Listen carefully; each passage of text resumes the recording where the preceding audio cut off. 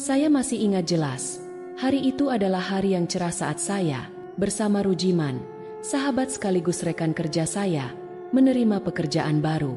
Sebagai penebang pohon, kami terbiasa dengan tantangan di medan berat, dan pekerjaan kali ini membawa kami ke area hutan Kalimantan yang belum pernah kami masuki sebelumnya. Kami berangkat pagi itu dengan peralatan lengkap dan semangat kerja yang tinggi. Saat mulai masuk ke area hutan, ada satu hal yang mulai terasa mengganggu. Semakin jauh kami masuk, suasana hutan terasa makin sunyi, seolah kami adalah satu-satunya yang ada di sana. Rujiman mulai bercanda. Jangan-jangan kita memang masuk desa gaib. Saya hanya tertawa dan menganggap itu hanya lelucon. Walaupun, jujur saja, entah kenapa saya merasa firasat aneh mulai menyelimuti diri. Saat kami memeriksa kompas, tiba-tiba saja jarumnya berhenti bergerak. Rujiman mencoba mengetuknya, berpikir mungkin kompas itu rusak. Saat kami bergerak ke arah berbeda, jarum itu seolah kembali berputar, tanpa menunjukkan arah yang jelas. Kami berusaha mencari jalur berdasarkan insting, namun semakin kami berjalan, semakin kami merasa seperti berjalan di tempat yang sama. Hutan ini, entah bagaimana, seakan menahan kami di dalamnya. Rasa bingung mulai melanda, dan saya melihat Rujiman mulai resah. Sebagai langkah terakhir, saya mengajak Rujiman untuk berdoa sejenak, memohon perlindungan dari Tuhan Yang Maha Kuasa. Dalam keheningan, kami melanjutkan perjalanan dengan harapan agar segera menemukan jalan keluar. Namun semakin jauh kami melangkah, perasaan terjebak di dalam lingkaran yang sama mulai menyesakan. Di tengah usaha kami, saya menyadari bahwa mungkin ini adalah awal dari sesuatu yang akan menguji iman dan keberanian kami di hutan gaib ini. Malam pertama di hutan itu adalah malam yang takkan pernah saya lupakan. Setelah hari yang panjang dan membingungkan, saya dan Rujiman memutuskan untuk beristirahat di sebuah area datar di antara pepohonan besar. Kami menggelar alas, menyiapkan bekal seadanya, dan duduk dalam keheningan yang terasa semakin mencekam. Ketika kami mulai makan, suara samar seperti bisikan terdengar di antara pepohonan. Saya mencoba mengabaikannya, berpikir mungkin itu hanya angin yang menimbulkan suara aneh. Tapi saat saya melihat ke arah Rujiman, wajahnya tampak tegang, matanya terpaku pada kegelapan di antara pohon-pohon besar. "Kau dengar itu?" bisiknya dengan suara pelan. Saya mengangguk, meski tak yakin apa yang sebenarnya saya dengar. Suara itu tidak jelas, seperti bisikan samar yang terputus-putus, namun terdengar cukup dekat, seakan ada seseorang yang memperhatikan kami dari balik pepohonan. Perasaan tidak nyaman semakin menguat. Keesokan paginya, kami melanjutkan perjalanan dengan harapan dapat menemukan jalan pulang. Di sekitar kami, beberapa pohon memiliki tanda-tanda aneh, garis-garis dan simbol seperti ukiran kuno yang tak pernah kami lihat sebelumnya. Rujiman kini terlihat mulai gelisah. Ia mengusap peluh di dahinya dan berkata pelan, "Aku merasa kita sudah melewati pohon ini kemarin. Tapi kenapa tanda ini baru ada sekarang?" Saya mencoba menenangkan dia, meski dalam hati saya sendiri mulai merasakan firasat buruk. Kami kembali berjalan, namun sekali lagi, hutan ini tampak tak berujung, seolah kami hanya berjalan di tempat. Setiap arah yang kami pilih membawa kami kembali ke titik yang sama. Rasa frustasi mulai merayapi pikiran saya. Kami berhenti sejenak, dan saya kembali berdoa dalam hati, berharap agar Tuhan menunjukkan jalan keluar dari tempat yang terasa semakin mencekik ini. Namun, ketika saya membuka mata, seolah ada bayangan samar yang berlalu di sudut pandang saya, sesuatu yang membuat saya merinding dari ujung kaki hingga kepala. Ketika saya menoleh, tak ada apapun, hanya hutan yang tampak sunyi seperti semula. Di dalam hati, saya tahu kami mulai memasuki wilayah yang bukan sembarang hutan. Tempat ini, entah bagaimana, menyimpan rahasia yang lebih besar dari apa yang kami duga. Di hari kedua, setelah berjam-jam berjalan tanpa arah, rasa putus asa mulai menggerogoti mental kami. Setiap jalur yang kami coba hanya membawa kami kembali ke titik yang sama, dan semakin lama, hutan ini terasa semakin aneh. Ada ketenangan yang mencekam, seolah-olah alam ini tidak ingin kami pergi. Di tengah keputusasaan, kami akhirnya menemukan sesuatu yang tak pernah kami duga, sebuah jalan setapak kecil di antara pepohonan. Jalan itu tampak sangat berbeda dari jalur hutan yang biasanya kami lihat. Tanahnya lebih padat, seakan-akan sering dilewati orang. Meski ada perasaan ragu, saya dan Rujiman tak punya pilihan lain selain mengikuti jalan tersebut, berharap itu akan membawa kami ke jalan keluar. Setelah menyusuri jalan setapak itu selama beberapa waktu, kami melihat sebuah desa kecil di kejauhan. Bangunan-bangunannya tampak tua, terbuat dari kayu, berdiri kokoh meski usang. Rasanya seperti melihat sesuatu yang seharusnya tak ada di tempat terpencil ini. Desa itu sunyi, tidak ada suara manusia ataupun hewan, hanya keheningan yang membuat bulu kuduk kami meremang. "Kau yakin ini nyata?" Rujiman berbisik pelan. Matanya tak lepas dari desa yang tiba-tiba muncul di hadapan kami. "Saya tidak tahu, tapi kita tak punya pilihan lain. Mungkin ada orang yang bisa membantu kita," jawab saya. Meski dalam hati ada perasaan tak nyaman yang sulit dijelaskan. Kami berjalan perlahan mendekati desa itu, dan anehnya, begitu kami melewati gerbang kayu yang tampak lapuk, perasaan sepi semakin menyesakan. Rumah-rumah di sekeliling kami tampak kosong, namun terjaga rapi. Tidak ada tanda-tanda kehidupan, hanya jalanan yang bersih seolah-olah baru saja disapu. Lalu, tiba-tiba, sosok-sosok muncul dari dalam rumah-rumah itu. Satu persatu, para penduduk desa tampak keluar dan menatap kami dengan tatapan kosong yang sulit diartikan. Mereka mengenakan pakaian kuno, seperti dari zaman yang sudah lama berlalu, dan tidak ada satupun dari mereka yang tersenyum atau berbicara. Hanya tatapan dingin yang terasa menusuk. Saya menahan napas, dan jantung saya berdegup kencang.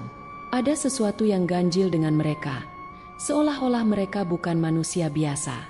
Meski tubuh mereka tampak nyata, ada aura asing yang membuat saya merinding. Seorang pria tua yang tampaknya pemimpin desa mendekat, menyambut kami dengan anggukan kaku. "Kalian tersesat?" tanyanya dengan suara datar yang seakan tanpa emosi. Kami hanya mengangguk, berharap mereka akan menolong kami keluar dari hutan ini. Pria itu kemudian memberi isyarat kepada kami untuk mengikuti mereka ke sebuah rumah besar di tengah desa. Tanpa kata-kata, kami mengikuti, meskipun firasat buruk terus menghantui saya. Setelah masuk rumah itu, mereka memberi kami makanan dan minuman. Meski rasa lapar kami tak terbendung, saya dan Rujiman ragu untuk menyentuhnya. Namun, tatapan penduduk yang menyoroti kami seperti mengharuskan kami untuk makan. Dengan sedikit rasa takut, kami mulai menyantap makanan yang disajikan, sambil terus memperhatikan gerak-gerik mereka. Di dalam hati, saya mengucapkan doa singkat, berharap Tuhan melindungi kami di tempat yang semakin terasa ganjil ini. Entah mengapa, saya merasa seperti sedang diawasi dari setiap sudut ruangan. Hati saya mulai dihantui perasaan bahwa desa ini bukanlah tempat biasa, dan kehadiran kami di sini mungkin akan membuka pintu ke sesuatu yang lebih menakutkan dari apa yang kami bayangkan. Kami mulai beradaptasi dengan suasana desa, meski setiap langkah dan pandangan penduduk desa membuat perasaan tidak nyaman terus mengalir. Mereka tidak banyak bicara, hanya memberi kami tempat beristirahat dan makan malam yang sudah disiapkan. Sekilas, desa ini tampak seperti perkampungan tua yang tenang, tetapi saat kami memperhatikan lebih dalam, ada hal-hal ganjil yang sulit dijelaskan. Saat makan malam, saya melihat salah satu penduduk desa, seorang wanita tua dengan rambut memutih, menatap kami sambil berbisik pelan. Bibirnya komat kamit, melafalkan sesuatu dalam bahasa yang tidak saya kenal. Tatapannya tajam dan dingin, seolah-olah ada sesuatu yang ingin ia sampaikan namun terhalang oleh batas yang tak terlihat. Saya berpaling ke Rujiman, mencoba melihat apakah ia juga memperhatikan hal ini, tetapi dia tampak terlalu lapar dan fokus pada makanannya. Ketika malam semakin larut, kepala desa mendatangi kami dengan senyum dingin yang membuat bulu kuduk berdiri. "Kalian pasti lelah. Beristirahatlah di rumah ini, dan besok kami akan membantu kalian menemukan jalan keluar," katanya sambil menunjuk sebuah kamar di sudut rumah. Kami masuk ke kamar itu, yang hanya diterangi sebuah lampu minyak yang berkedip-kedip, memberikan cahaya remang-remang yang semakin menambah suasana seram. Saya mencoba menenangkan diri, tetapi sulit menghilangkan perasaan bahwa kami sedang diawasi. Tatapan dingin penduduk desa dan suara-suara aneh dari luar jendela terus menghantui. Di tengah malam, Saya terbangun oleh suara samar dari luar. Bisikan yang aneh dan terdengar seperti nyanyian dalam bahasa yang tidak saya mengerti. Saya mengintip dari balik jendela, dan apa yang saya lihat membuat jantung saya berhenti sejenak.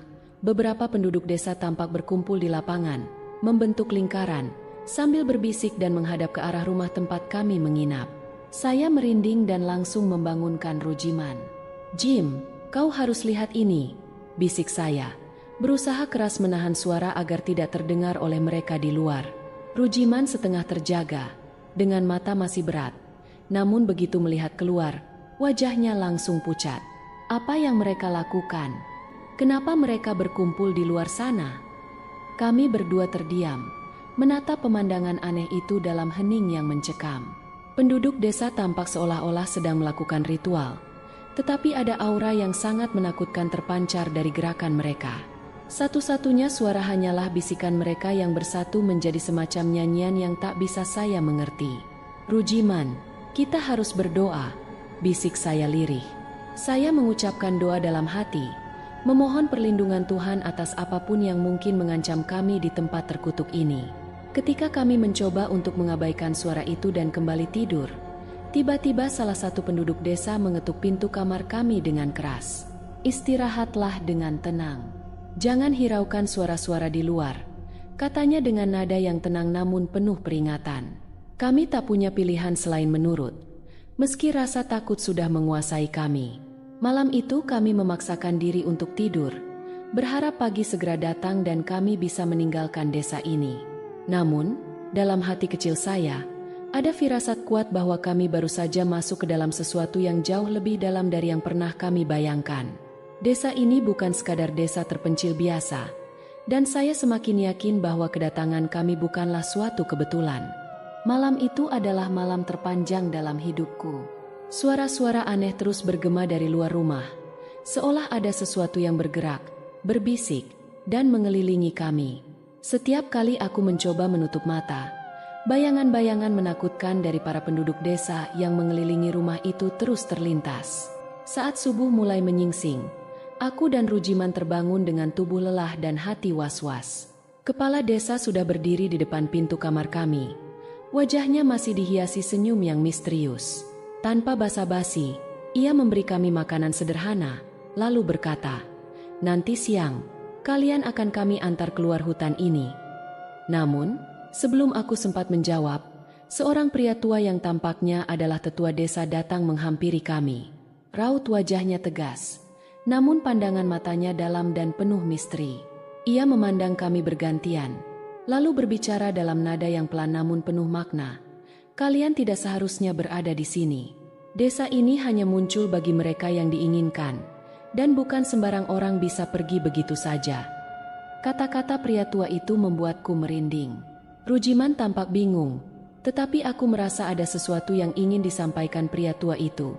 Seolah-olah ia berusaha memberi kami peringatan tanpa terang-terangan. "Apa maksud Anda?"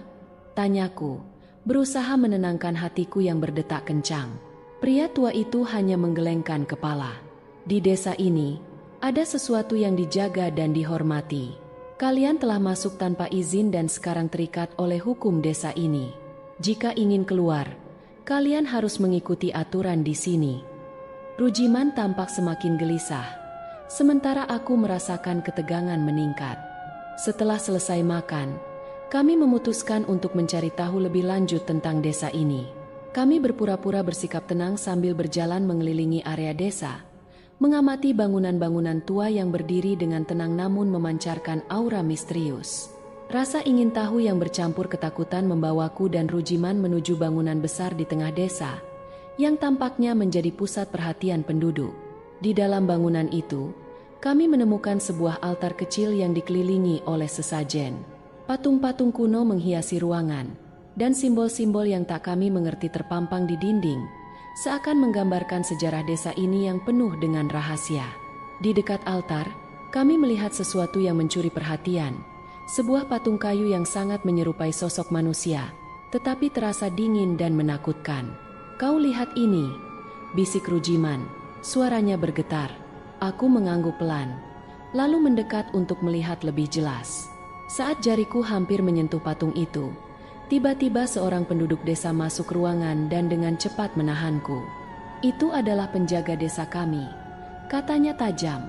Aku mundur selangkah, terkejut dengan reaksinya. Pria itu menatap kami dengan mata penuh ketakutan, lalu berbisik, "Penjaga ini adalah pelindung kami dari roh-roh jahat. Setiap orang yang masuk ke desa ini tanpa izin harus memberikan penghormatan padanya, atau desa ini akan memintanya sebagai penebusan." Aku dan Rujiman saling berpandangan, berusaha memahami maksud perkataannya. Hatiku semakin diliputi kengerian, namun aku mencoba tetap tenang. "Lalu apa yang harus kami lakukan?" tanyaku lirih.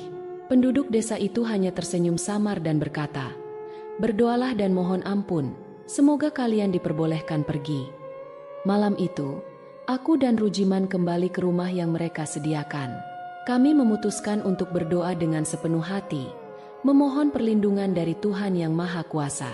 Aku merasakan ketenangan sementara dalam doaku, tetapi di dalam hati kecil, aku tahu bahwa desa ini tidak akan melepaskan kami dengan mudah.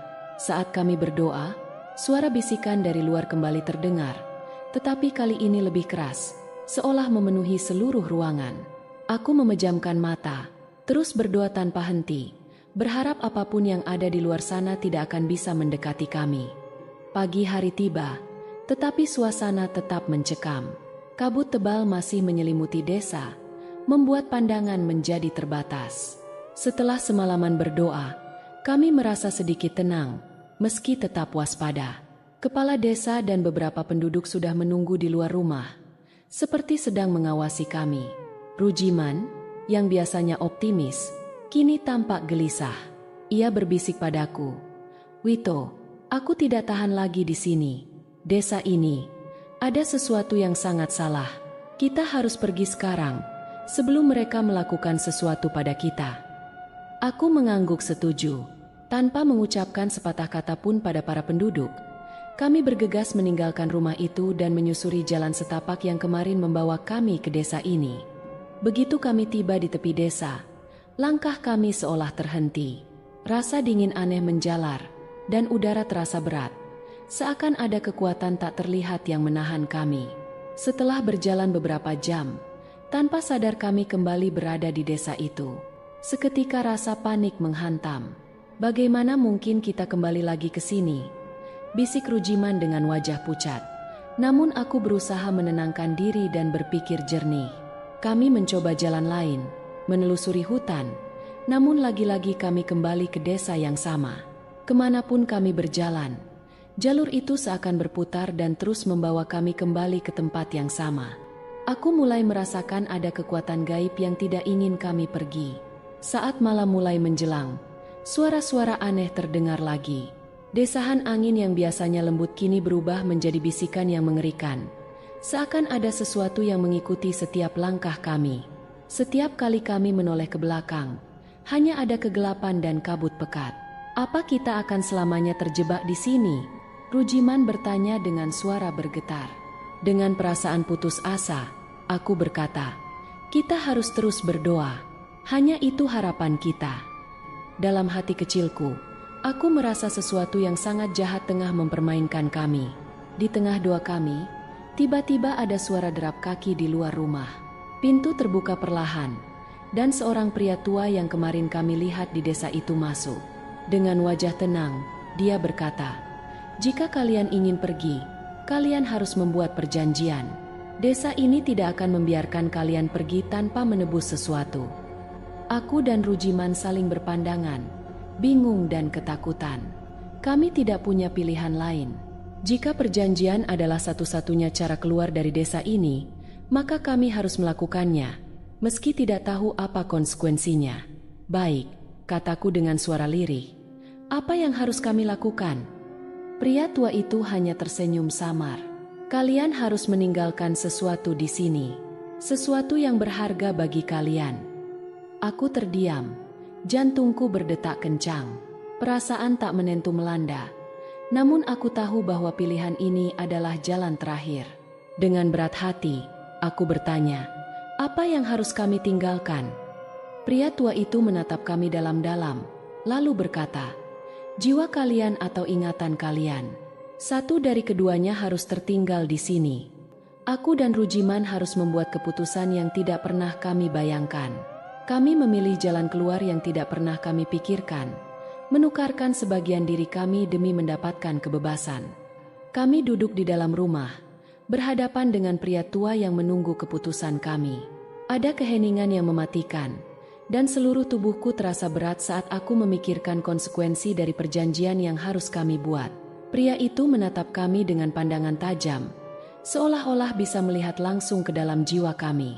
"Ingat, hanya ada dua pilihan," katanya. Suaranya terdengar dingin dan menggema. "Tinggalkan sebagian ingatan kalian di desa ini, atau sebagian dari jiwa kalian." Aku merasakan desakan untuk menolak. Tapi saat itu juga kutahu kami tidak punya jalan lain.